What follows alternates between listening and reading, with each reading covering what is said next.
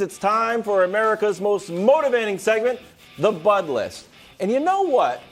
For the year 2022, we sure do get a lot of physical mail. People write us, and as always, we're willing to address your concerns and comments. So here's today's. Oh, more letter writing music. I love the music.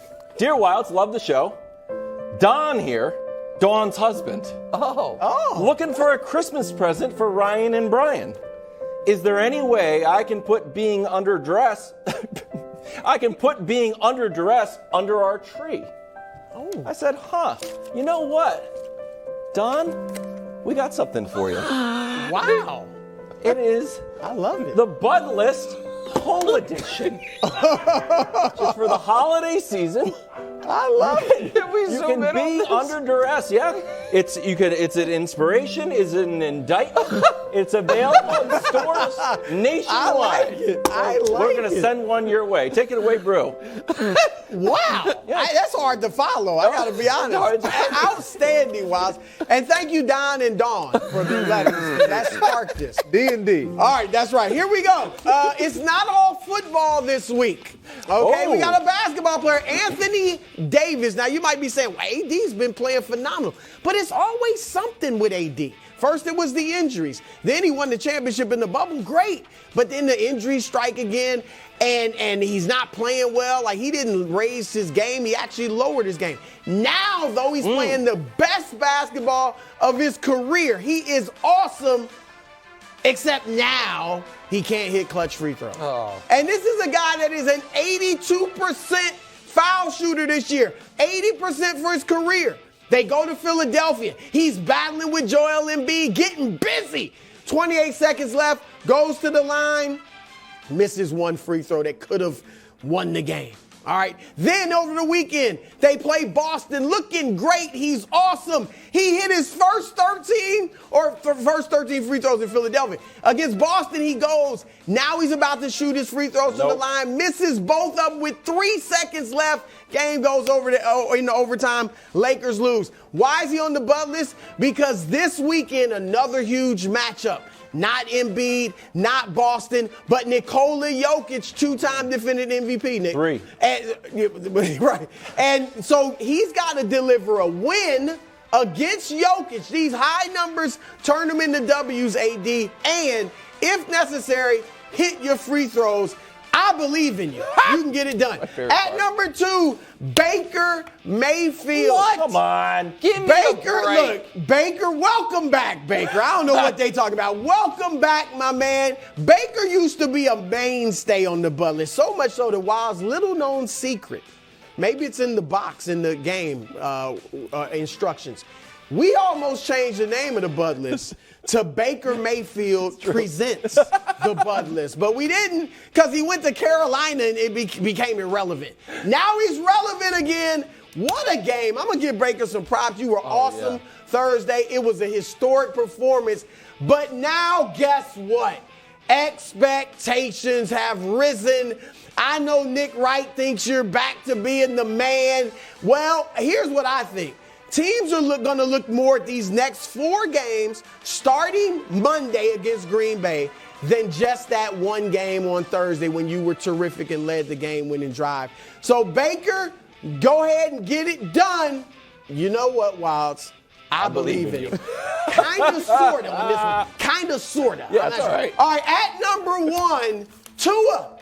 All right, Tua, I got to put him on, even though I hate to do it, although I like to inspire him. Look, it's been, you talk about a fall from grace. This is a fall from grace that would make Carson Wentz cringe, all right? I mean, first 9 games of the year looked like an MVP candidate. Yes, a real guy who was really in the MVP conversation, not like Geno Smith. He wasn't in the conversation. He was way down there. All right, he was on the periphery in the crowd. All right, but Tua was in it. But the last 2 games, he's been horrendous. 36% completions last week. That's the lowest for a Dolphins quarterback in more than 40 years. That's unfathomable in today's NFL. 36% completions, 145 yards passing. So he's got to come back and bounce back because the team now, it's not just him struggling. The team is actually in playoff jeopardy. They might not make the playoffs if they don't start winning. But here's the deal.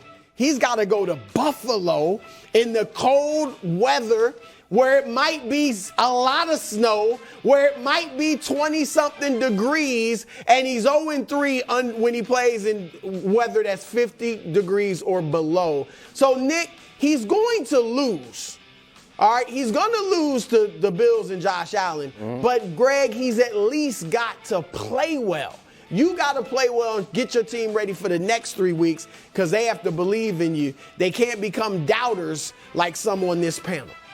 Well, I like the Bud list, with the exception of Baker, but I'm not going to go into that. Who I would like to add, and this is how you actually should deliver the Bud list. Wow. This is not a challenge for you guys. I'm not calling you guys out. I'm just telling you what you need to do. Okay. Brandon Staley, Justin Herbert. You got 4 games left. Ooh. You're 7-6. You've been together 2 years. Justin Herbert, we've praised you for 3 years now, and you haven't entered into the postseason yet. Last year, at this very moment in the season, you were 8-5, and you missed the postseason because you went 1-4 the remainder of the season. You're 7-6, 8th seed in this moment, in this very moment, with the opportunity to do something special. We all know what the talent is like, but you got to deliver. Brandon Staley, don't get in the way of what can be special. And Justin, just keep delivering. Be special and get in the postseason so we can see your legacy build. Wow. Sounds like the Judd list to me. Jennings under duress. I like the delivery. Yes, I like the delivery, Greg. Brandon Staley's been on the Bud list before. Yeah, he better get it together. If they don't make the playoffs, he should be gone to Nick's dismay, and they bring in Sean Payton and then. Why are we firing Brandon Staley? Justin Herbert. Look, at some point, Nick, if he was in the NBA, we'd be like, look, at some point you got to win. You got to win. Right. I mean, I know he's great. I love watching him spin that football. But you do have to win. Yeah. Not a bad Helps call, if half your team's on IR and you don't play Patrick Mahomes twice a year. All right, I'm putting Rob Pelinka on the Bud list. Wow. December 15th, you can now trade. Basically, everyone in the league's trade eligible. LeBron James and Anthony Davis this year, Brew, are averaging a combined 55, 20, and 10. Russell Westbrook is playing good basketball, winning basketball, since Darvin Ham got there and got him to come off the bench. So why are the Lakers a disaster? The only team in the league, as Brew put it, that has 2 top 12 guys. So why are they a disaster? Because after you get through their top 3, it is the worst collection of alleged talent of any team in the league. Wow. If Austin Reeves is your 4th best player, and Troy Brown Jr. is your 5th best player. Lonnie Walker's your 5th best player, and Troy Brown Jr. is 6th best player, and Patrick Beverley's worst player in the league, yet he continues to start. And Patrick Beverley is already leaking out there, when I get traded, I would like to be bought out so I can go back to my old stomping grounds of the scorers table in Minnesota. That doofus. Okay. But regardless, Rob Pelinka, I'm now hearing Rob Pelinka finally did something smart, Brew, which is took the trade proposal that I created 3 weeks ago and is now trying to run with it because it's good to learn from people that know how to do the job better. But he wants to put extra protections on the pick so they can't, and that's the holdup between getting Bojan Bogdanovic and not getting Bojan Bogdanovic. This is not inspiration. This is only an indictment. Oh, wow. He's done a terrible job and now must try to salvage what could be a very good Lakers season because AD is playing great and LeBron is refusing to age. So I'm putting Pelinka on the Bud list. Well, not surprisingly, Nick takes the Bud list on a dark turn. We just go in a whole different direction. It's dark up in here now. All of a sudden, storms are coming. But I agree with you. If they can get Bogdanovic, absolutely. He's having the best year of his career. He will be phenomenal with the Lakers. But I'm going to say this, Nick. I'm going to put this on their leaders, LeBron and AD. AD, now he's the best player. They are the worst clutch team in basketball right now. Wow, their ironic. net rating in the clutch is minus 35. That should never happen with LeBron James, even as he's older, because he's still smart. He's still the smartest player in the league. I want to see the ball in LeBron's hands more, not Westbrook's at the end of games. LeBron, take it. Have the ball, make the decisions, don't let Russ do it, and stop taking these long 30-footers at the end of the game. Get to the hole, take a mid-range, or go all the way to the basket and get fouled or hit a bucket, because LeBron ain't Steph Curry, so that shouldn't be their in-game play. Never let Matt Ryan go. I am putting Odell to the Cowboys on, and I know what you're saying. Wilds, you banged the gavel. You said we're not talking about it. I'm only bringing this up to reiterate that we're no longer talking about it. Here's what Jerry Jones said. This story was dead. Odell went to the Mavs game, and they didn't offer him a contract. He didn't work out. The story, Greg, was over. Guess not. Here's Jerry Jones. I don't want to talk about that, but stand by, Jones said as the NFL owners meeting wrapped up Tuesday at the Four Seasons in Dallas. Nice little Four Seasons reference. This thing could break, told Todd Archer of ESPN.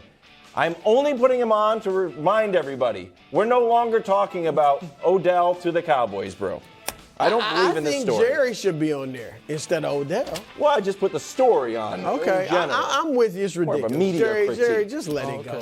Thanks for watching. Subscribe here to get more from the show and to check out clips from other shows on FS1.